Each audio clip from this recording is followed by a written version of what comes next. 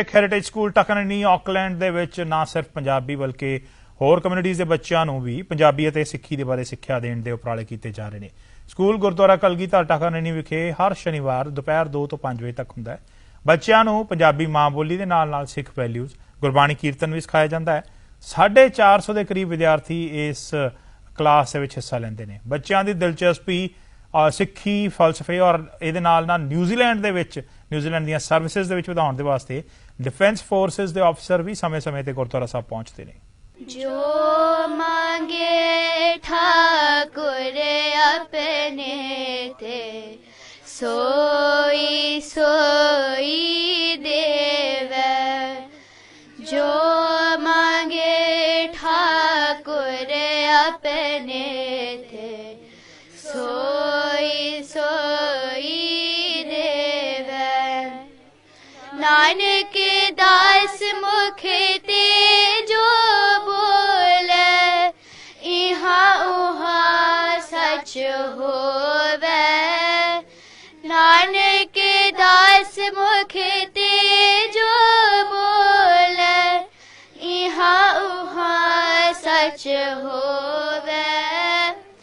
जो मांगे ठाकुर अपने ते सोई सोई देवे। विदेशों की धरती ते मां प्यो दे वास्ते एक चैलेंज हमेशा रहिंदा है। वो चैलेंज ये हुंदा है कि अपने बच्चों नूं अपनी मां बोली दे नाल किवें जोड़िया जावे। ते ये उपराला जी कीता है सिख हैरीटेज स्कूल जो कि सिख सुप्रीम सोसाइटी वालों रन किया जा रहा है। ते अज साडे नाल मौजूद ने दलजीत सिंह जी जो कि सानू दसणगे कि स्कूल कदों तो होंद विच आया ते किस तरीके दे नाल ये स्कूल बड़े ही सोहणे तरीके दे नाल टाकननी गुरुद्वारे विखे चल रहा है। सत श्री अकाल दलजीत जी। हाँ जी सत श्री अकाल भैन जी। ते सब तो पहला सुप्रीम सिख सोसाइटी वालों सिख हैरीटेज की सारी टीम साडे नाल मौजूद है। साडे कोल तकरीबन 22 के करीब जो स्कूल के स्टाफ मैंबर जोड़े टोटल स्कूल के है। सो अराउंड अबाउट 400 बच्चे है जो स्कूल के साडे कोल इत्थे पंजाबी सीखण वास्ते पंजाबी माँ बोली प्लस म्यूजिक दी क्लासां हो गई। बच्चे इत्थे साडे कोल हैगे। जिन्हां ने सब तो पहला इस स्कूल की शुरुआत की वो ने जी जसबीर जी जिहड़े कि सब तो पहला प्रिंसीपल रहे ने। आओ उन्हां नाल गलबात करदे हां। जिहड़ा आइडिया तुसी सोचिया कि स्कूल की शुरुआत करदे हां ते इह कित्थों तक तुसी इहनूं मतलब कि सो फार जो तुहाडा टीचर सी उहनूं तुसी मुकम्मल कीता है? मैं सोच रही हूँ कि टीचर तो भी ज़्यादा मुकम्मल हो गया है क्योंकि इन्ना मैं सोचा ही नहीं सी जब शुरू किया सी। मैं तो यही पढ़ाउण आई सी कि मैं स्कूल चलदा होना पढ़ावांगी जाके। पर जो मतलब कि मैं सोचा सी कि सिर्फ पंजाबी पढ़नगे बच्चे पाठ सीख लैणगे वो तो किते असीं उपर जा रहे हैं। कीर्तन क्लासां लग रही हैं और बच्चे इन्ने वधिया तरीके नाल जुड़े। मैं 2014 च इस स्कूल च आई हाँ।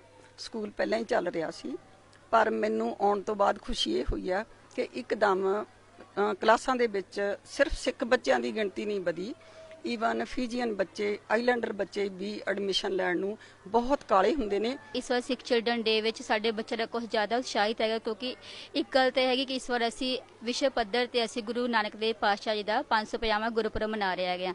जो साडी क्लासा साडा रिजल्ट आंदा है एवरी ईयर मई दे विच असी रिजल्ट अनाउंस करते हैं। जब असी रिजल्ट अनाउंस किया इस बार सारे बच्चों ने असी स्टार्टिंग विच दसदा सी असी इस बार गुरु नानक पातशाह का 550वां साल मना रहे हैं। इस वक्त तुसीं देख रहे हो कि प्यारे प्यारे बच्चे साडे नाल जुड़े ने जिहड़े कि बड़ी देर तो इस स्कूल दे नाल जुड़े हुए ने। ते आओ देखदे हां कि उन्हां ने सो फार इस स्कूल तो की सिੱਖਿਆ है। सत श्री अकाल जी। हरसिमरन। हाँ जी। ते हरसिमरन तुसीं कदों तो पंजाबी स्कूल आउंदे हो? मैं ਜਦੋਂ मैं 5 ਸਾਲਾਂ ਦੀ ਸੀ ਉਦੋਂ। हाँ जी। ਤੇ ਹੁਣ ਤੁਸੀਂ ਕਿੰਨੇ ਸਾਲ ਦੇ ਹੋ? 18 ਦੀ ਹੋਣ ਲੱਗੀ।